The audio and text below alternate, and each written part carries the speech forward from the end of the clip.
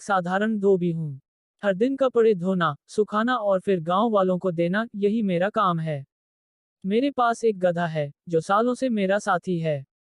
वही मेरे कपड़ों की गठरियां ढोता है। मेहनती तो बहुत है, पर कभी कभी बड़ा भोला भी है। एक दिन मैंने देखा कि मेरा गधा बहुत थक गया है। सोचा, बेचारा दिन भर इतना बोझ उठाता है, चलो थोड़ा चारा ज्यादा दे दूं। लेकिन तभी मुझे ध्यान आया कि जंगल के पास के खेतों में हरी घास खूब उगी है। मैंने रस्सी ढीली छोड़ दी ताकि वो जाकर घास चर सके। रात में जब मैं लौटा, तो देखा मेरा गधा जोर जोर से गा रहा है। आसपास के खेतों के रखवाले जग गए। उन्होंने सोचा कि कोई जंगली जानवर आया है, और उन्होंने मेरे गधे को डंडे से खूब मारा। सुबह देखा तो बेचारा बुरी तरह घायल पड़ा था। मैंने उसे समझाया, बेटा, काम जितना हो सके शांति से करो।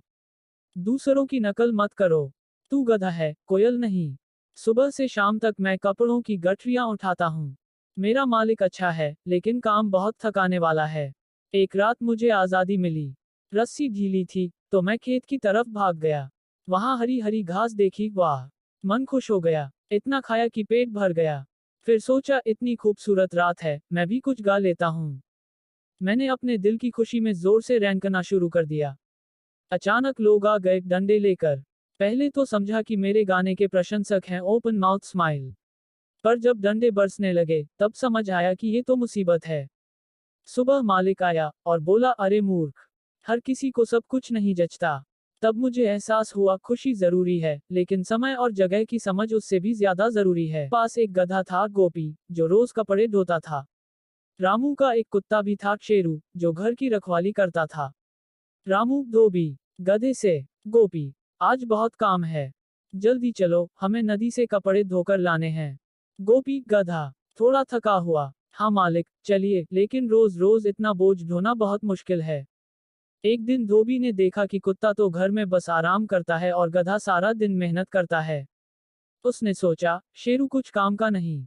रामू, कुत्ते से गुस्से में, शेरू, तू बस सोता रहता है, कुछ काम भी किया कर।